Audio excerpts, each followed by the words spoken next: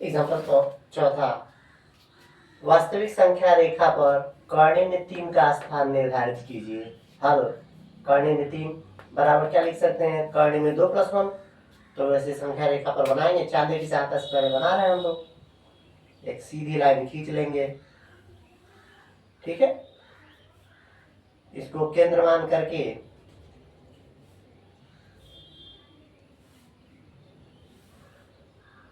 एक 90 डिग्री का कोण हम लोग बना देते हैं, चांदा रख करके। जितनी दूरी ये है उतनी ही दूरी ये मान लेते हैं। माना ये एक मात्रक है, एक यूनिट है, एक यूनिट ये मान करके चाप लगा लेंगे ऐसे। जितनी दूरी है उतनी ही दूरी नाप करके यहाँ पे टिक कर देंगे, इसको मिला देंगे। यही हमारा क्या हो गया, कॉर्डिनेट 2। पाइथागोरस प्रमेय से हमने पढ़ा है कॉर्डिनेट 2 का स्थान निर्धारित। ये दूरी 2 हो गई, कॉर्डिनेट 2। हमको कॉर्डिनेट 3 बनाना है, तो इसके ऊपर भी बना देंगे, एक यूनिट और लेंगे। तो उसको लेने के लिए सबसे पहले यहाँ पर जो काम यहाँ पे 90 डिग्री का किए वही काम इस रेखा पर करेंगे। इस रेखा को थोड़ा बढ़ा दीजिए। अब चांदा यहाँ रखेंगे, यहाँ पे एक 90 डिग्री का कोण बनाएंगे।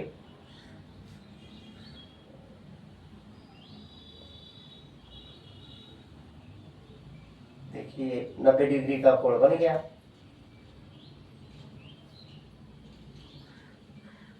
जितनी दूरी ये है, एक यूनिट ये है, एक यूनिट यहाँ पर मान लेंगे, कर लेंगे ठीक। यही दूरी हमारी कॉर्डिनेट 3 हो गई। कॉर्डिनेट 2 हो गया, एक यूनिट हो गया, कॉर्डिनेट 3 यही दूरी हो गई। अब इसी दूरी को हमको संख्या रेखा पर गिराना है। पेन प्रकार का नोक यहाँ रखेंगे, पेंसिल का नोक यहाँ रखेंगे। अब ऐसे हम लोग गिराएंगे, ये जहां पर गिरेगा वही हमारा क्या है, कॉर्डिनेट 3 है।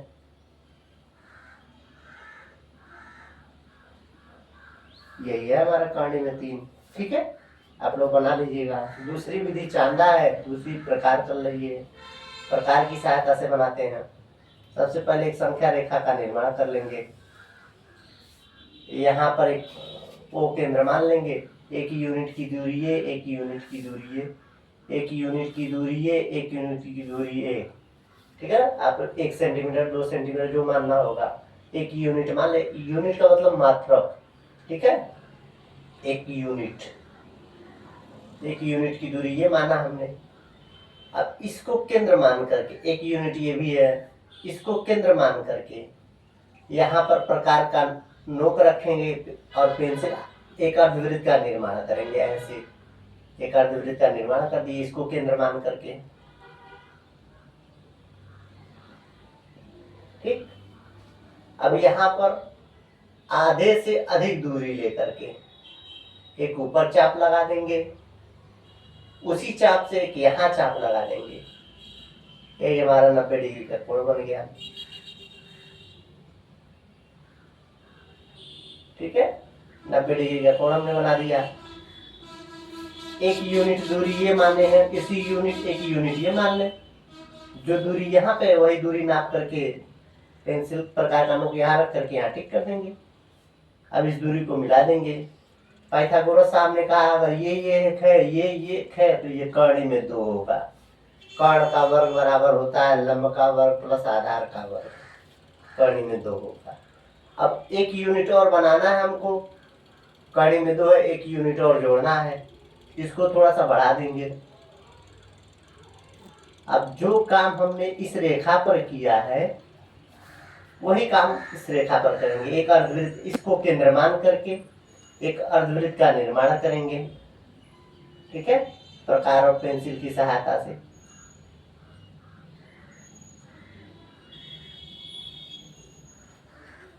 आधे से अधिक दूरी लेकर के एक ऊपर चाप लगाएंगे, उसी दूरी से यहाँ चाप लगा देंगे। अब इसी को मिला देंगे हम लोग, 90 डिग्री का कोण हमारा बन गया। ये 90 डिग्री का कोण बन गया। एक यूनिट ये है, एक यूनिट ये है, एक यूनिट ये, वही नाप करके हम यहाँ लगा देंगे। अब इसको हम इससे मिला देंगे। यही हमारा क्या हो गया, कॉर्डिनेट 3 हो गया। यही दूरी हमारी कॉर्डिनेट 3 है। अब इसी को नाप करके पेंसिल प्रकार की नोक यहाँ रखेंगे, पेंसिल की नोक यहाँ रहेंगे, ऐसे हम लोग गिरा देंगे। जहां पर गिरेगा वही हमारा कर्णी में 3 है, वही संख्या रेखा क्या है, कर्णी में 3 है। ठीक, बना लीजिए।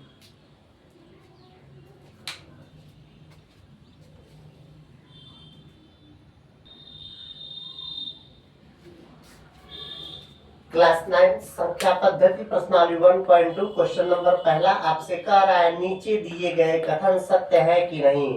पहले का पहला, प्रत्येक अपरिमेय संख्या एक वास्तविक संख्या होती है, सत्य है कि असत्य है। ठीक है, हाँ सत्य है। कैसे, चूंकि वास्तविक संख्या बराबर क्या होता है, परिमेय संख्या प्लस अपरिमेय। परिमेय प्लस अपरिमेय होता है, परिमेय संख्या प्लस अपरिमेय। परिमेय संख्या क्या होता है भैया, परिमेय संख्या पी बाई क्यू के रूप में होता है, यानी कि पी बाई क्यू के रूप में 0 मान लीजिए। अपरिमेय संख्या कर्णी में 2 मान लीजिए। 0 और कर्णी में 2 बराबर क्या होगा, कर्णी में 2। ये क्या हमको मिल जा रहा है, अपरिमेय।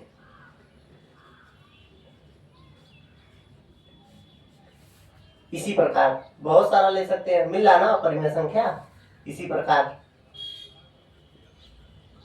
दूसरा ले लीजिए। इसी प्रकार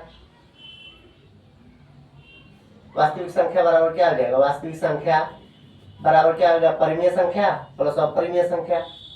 परिमेय संख्या क्या ले लें, अगर हम 2 ले रहे हैं, 2/1 लिख सकते हैं, ठीक है ना। प्लस कर्णी में 7 ले रहे हैं, तो हमको क्या मिल जा रहा है, परिमेय प्लस अपरिमेय बराबर अपरिमेय संख्या।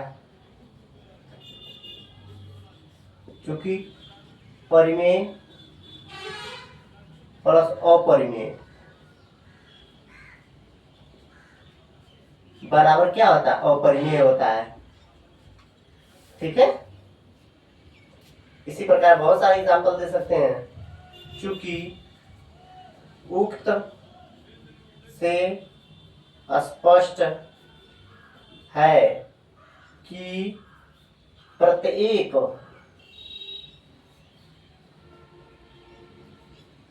अपरिमेय संख्या, प्रत्येक अपरिमेय,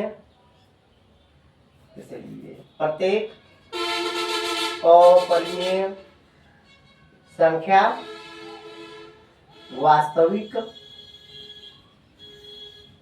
संख्या होती है, इसलिए दिया गया कथन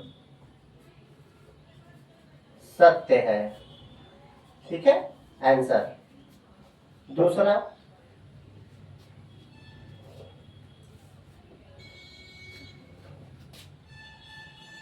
कह रहा है संख्या रेखा का प्रत्येक बिंदु कर्णी में यम, यानी कि एक वर्गमूल कर्णी में यम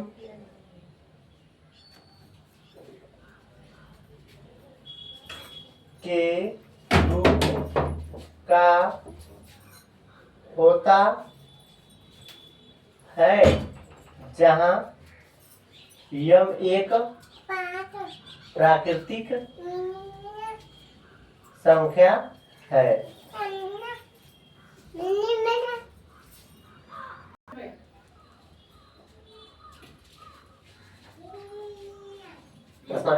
का क्वेश्चन नंबर दूसरा कह रहा है संख्या रेखा का प्रत्येक बिंदु एक वर्गमूल के रूप का होता है, जहां यह एक प्राकृतिक संख्या है, हल।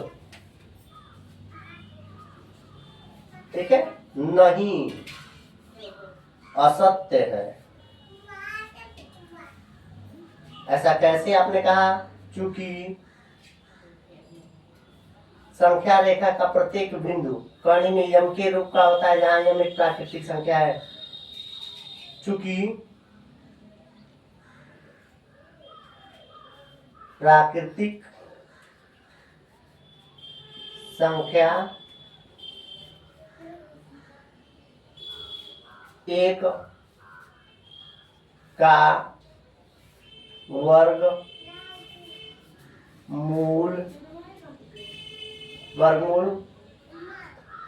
बराबर 1 होगा।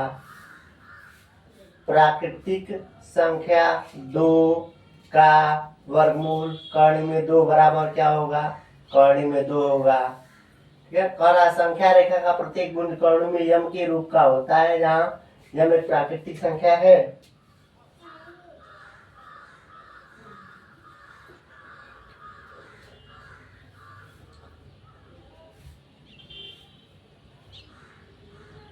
तीन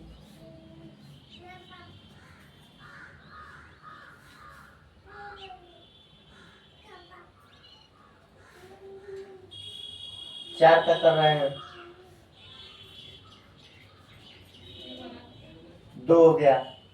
ये वर्गमूल है, वर्गमूल नहीं है, ये भी वर्गमूल नहीं है। ये लास्ट वाला क्या है? वर्गमूल है। यहाँ क्या देखा आपने? है दोनों तो वर्गमूल है, ठीक है, लेकिन है दोनों जो है वर्गमूल नहीं है। ठीक है ना? तो कह रहा है संख्या रेखा का प्रत्येक बिंदु एक वर्ग कड़ी में यम का मतलब एक वर्गमूल के रूप में होता है? नहीं। लिखिए, चूंकि उक्त से स्पष्ट है कि संख्या रेखा तो +1 +2 +3 भी होता है। संख्या रेखा का प्रत्येक बिंदु एक वर्गमूल हो, यह संभव नहीं है। ठीक है, नोट कर लीजिए।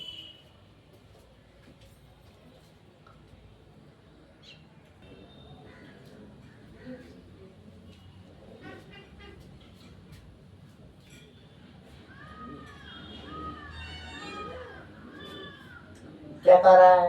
क्वेश्चन नंबर प्रश्नावली 1.2 का क्वेश्चन नंबर पहले का तीसरा कह रहा है प्रत्येक वास्तविक संख्या एक अपरिमेय संख्या होती है। नहीं, असत्य। ऐसा क्यों? चूंकि वास्तविक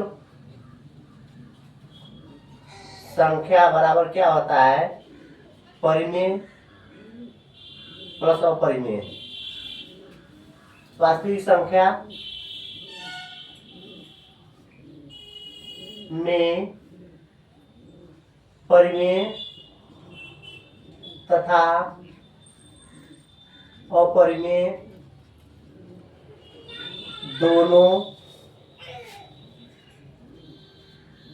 संख्याएं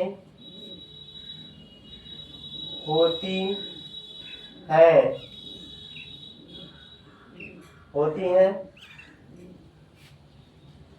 इसलिए दिया गया कथन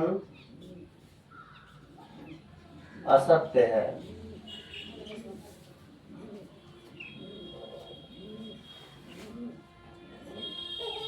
क्वेश्चन नंबर दूसरे की तरफ चलते हैं। क्वेश्चन नंबर दूसरा क्या कह रहा है? क्या सभी धनात्मक पूर्णांकों का वर्गमूल अपरिमेय होता है? क्वेश्चन नंबर दूसरा, वह प्रश्नावली 1.2 का क्वेश्चन नंबर दूसरा। क्या सभी धनात्मक पूर्णांकों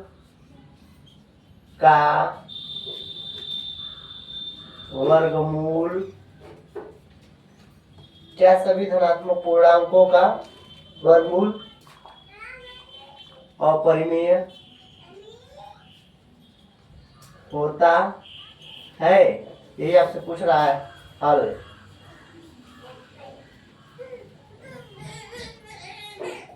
यदि नहीं तो एक संख्या इसमें आगे बढ़ाया है। यदि नहीं तो एक संख्या ऐसा लीजिए जो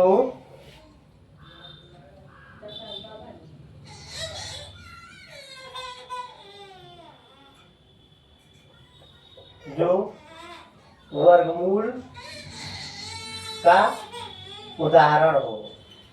ये लिख रहा है, ये लिखा है, कुछ शब्द इधर उधर हो गए हैं, कहने का मतलब वही है।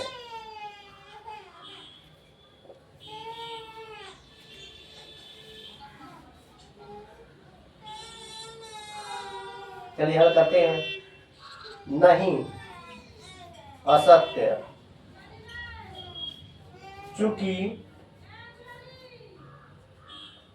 सभी धनात्मक पूर्णांकों का वर्गमूल अपरिमेय हो असंभव है। असंभव है, ऐसा कैसे? क्योंकि सभी धनात्मक पूर्णांकों का, पूर्णांक क्या होता है भैया? धनात्मक पूर्णांक क्या होता है? जीरो। पूर्णांक संख्या क्या होती है? जीरो के राइट साइड में +1 +2 +3 इनफाइनाइट, तो जीरो के लेफ्ट साइड में -1 -2, तो धनात्मक पूर्णांक आ रहा है, यानी कि +1 +2 +2, इसका वर्गमूल निकाल। धनात्मक पूर्णांक, धनात्मक पूर्णांक, यही तो आंसर हो गया, लेकिन हम समझाने के लिए आपको बता रहे हैं। धनात्मक पूर्णांक संख्या 1 का वर्गमूल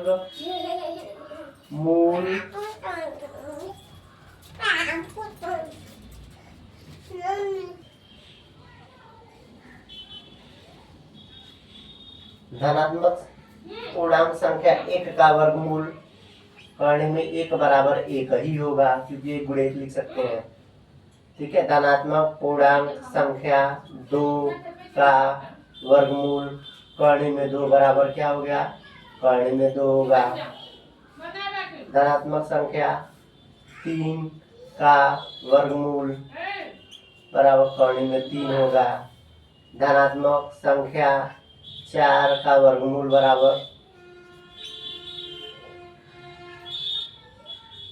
2 हो जाएगा। देखिए यहाँ पे क्या मिल रहा है आपको? बराबर क्या मिल रहा है? ये परिमेय संख्या, p/q के रूप में होती है परिमेय संख्या, परिमेय संख्या मिल रहा है।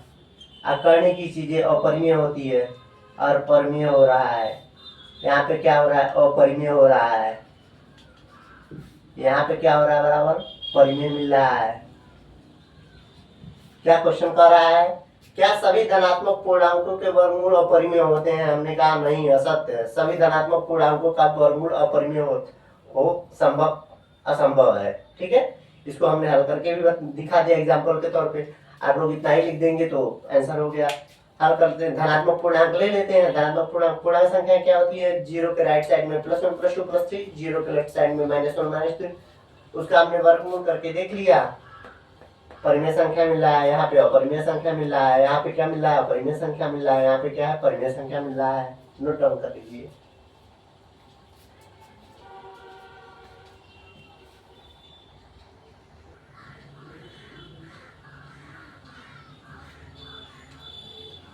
प्रश्न 1.2 का क्वेश्चन में तीसरा पढ़ा। दिखाइए कि कर्ण में 5 को संख्या रेखा पर कैसे निरूपित करते हैं। हल।